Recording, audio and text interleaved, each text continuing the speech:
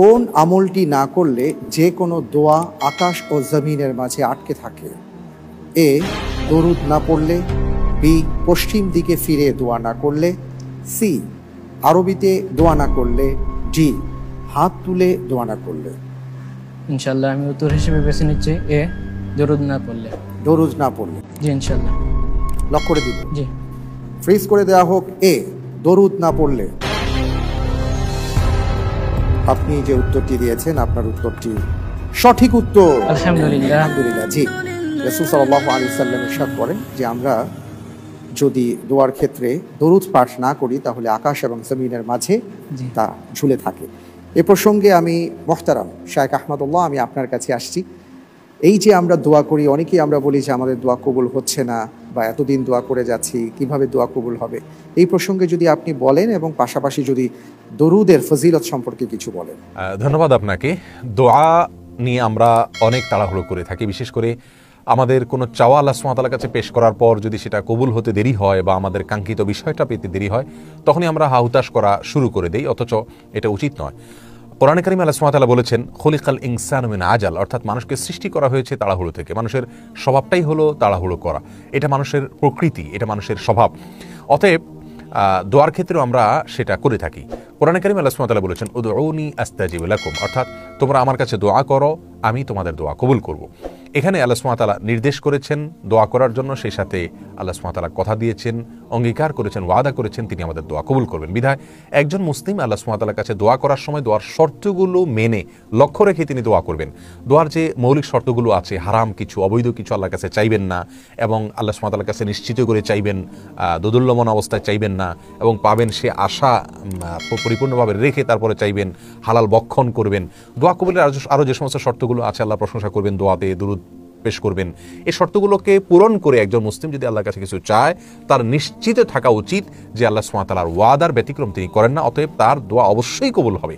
তবে হ্যাঁ, কখনো কখনো দোয়া আল্লাহ সুবহানাহু ওয়া তাআলা বান্দা যা চায়, যখন চায় তখনই দিয়ে দেন, এরকম যেমন দোয়া কবুল হয়, তেমনিভাবে দোয়া কবুলের আরও একটি রূপ রয়েছে, তা হলো আমরা আল্লাহর কাছে নির্দিষ্ট সময়ে কোনো কিছু চাইলে আল্লাহ তাআলা হয়তো ওই সময় সেটা দিলেন না, দিলেন তার অনেক পরে, অথবা যে জিনিসটা আমি চাইলাম তা না দিয়ে আল্লাহ তাআলা দিলেন ভিন্ন কিছু। এটাও দোয়া কবুলের আরেকটি রূপ।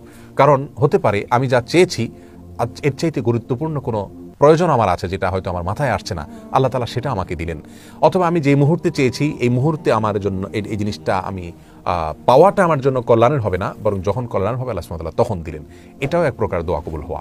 আর দোয়া কবুলের আরও একটি রূপ হলো, দুনিয়াতে আমার কাঙ্ক্ষিত বিষয়টি মোটেও দেওয়া হলো না, কিন্তু আখিরাতে তার বিনিময়ে আল্লাহ সুবহানাহু ওয়া তাআলা সওয়াব দান করলেন। বিভিন্ন হাদিস থেকে জানা যায় যে কোনো মানুষ আখিরাতে যখন তার সওয়াব দেখবে এবং সে অবাক হয়ে বিস্মিত হয়ে জিজ্ঞাসা করবে যে আমি তো এই সওয়াব পাওয়ার কথা নয়, যখন তাকে বলা হবে তুমি দোয়া করেছিলে, সে দোয়াকে আমি বিলম্ব করে রেখেছিলাম এবং আজ তোমাকে তার পুরস্কার হিসেবে এটা দেওয়া হয়েছে, তখন সে আল্লাহর কাছে আশা করবে যে আমার দুনিয়াতে কোনো দোয়াই যদি কবুল না হতো, আর যদি সবগুলো আমি আজ পেতাম কতই না ভালো হতো। এজন্য প্রিয় দর্শক, আমাদের উচিত হবে সমস্ত দোয়াগুলোকে আল্লাহ সুবহানাহু ওয়া তাআলার কাছে শর্ত পূরণ করে করা এবং আল্লাহর কাছে ছেড়ে দেওয়া, ন্যস্ত করে দেওয়া। আল্লাহ সুবহানাহু ওয়া তাআলা আমার জন্য যা কল্যাণের সেটাই করবেন।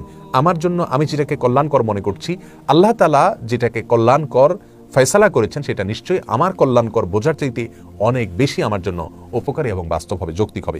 বিধায় দোয়ার ক্ষেত্রে আমাদের তাড়াহুড়ো করা উচিত নয়। সেই সাথে দোয়ার মধ্যে এবং দোয়ার বাইরেও সবসময় একজন মুসলমান উচিত হলো রাসূল করিম সাল্লাল্লাহু আলাইহি ওয়াসাল্লামের প্রতি বেশি বেশি দুরূদ প্রেরণ করা। দুরূদ প্রেরণ করা একটা ব্যক্তিগত আমল, যার যার মতো করে আমরা ব্যক্তিগতভাবে করবার জন্য দলবদ্ধ হওয়ার কোনো প্রয়োজন নাই। মান সাল্লা আলাইহি মাররাতান সাল্লাল্লাহু আলাইহি আশারা, নবী আলাইহিস সালাম বলেছেন, কেউ যদি একবার দুরূদ প্রেরণ করে আমার প্রতি, অর্থাৎ আমার জন্য দোয়া করে, আল্লাহ সুবহানাহু ওয়া তাআলা তার প্রতি 10 বার রহমত নাজিল করেন। আর এছাড়া দুনিয়ার যে কোনো পেরেশানি দূরের জন্য দুরূদ পাঠের আমল, এবং রিজিকের অনটন দূর করার জন্য দুরূদ পাঠের আমল, এবং যে কোনো বিপদ আপদ থেকে মুক্তির জন্য দুরূদ পাঠের আমল অত্যন্ত গুরুত্বপূর্ণ। এই জন্য যে কোনো দুরূদ আমরা পড়তে পারি, আল্লাহুম্মা সাল্লি আলা মুহাম্মাদ ওয়া আলা আলি মুহাম্মাদ সাল্লাল্লাহু আলাইহি ওয়াসাল্লাম, অথবা দুরূদ ইব্রাহিম, এই যে যত ধরনের দুরূদ আছে এর যে কোনো দুরূদ আমরা চলতে ফিরতে, উঠতে বসতে, ওযুতে, বিনা ওযুতে সবসময় পড়তে পারি। তো দুরূদ পাঠের জন্য সবচেয়ে উত্তম সময় হলো শুক্রবার সন্ধ্যা থেকে, অর্থাৎ বৃহস্পতিবার সন্ধ্যা থেকে শুক্রবার সন্ধ্যা পর্যন্ত এই 24 ঘন্টার সময়টা দুরূদ পাঠের জন্য সবচেয়ে উত্তম সময়। দুরূদ পাঠ করলে ফেরেশতারা নবী আলাইহিস সালামকে পেশ করেন এবং বলেন যে আপনার অমুক উম্মত অমুক জায়গা থেকে আপনার জন্য দুরূদ প্রেরণ করেছে, তখন তার জন্য আল্লাহ সুবহানাহু ওয়া তাআলার পক্ষ থেকে রহমত বরাদ্দ হয়। এজন্য দোয়াতে যেমন তাড়াহুড়ো করা উচিত না, সেই সাথে দোয়ার মধ্যে রাসূল আকরাম সাল্লাল্লাহু আলাইহি ওয়াসাল্লামের প্রতি দুরূদ প্রেরণ করা উচিত, এবং দোয়ার আগে পরেও বেশি বেশি দুরূদ পাঠ করা এটা গুরুত্বপূর্ণ একটি আমল। আল্লাহ তাআলা আমাদের সবাইকে করার তৌফিক দান করুন।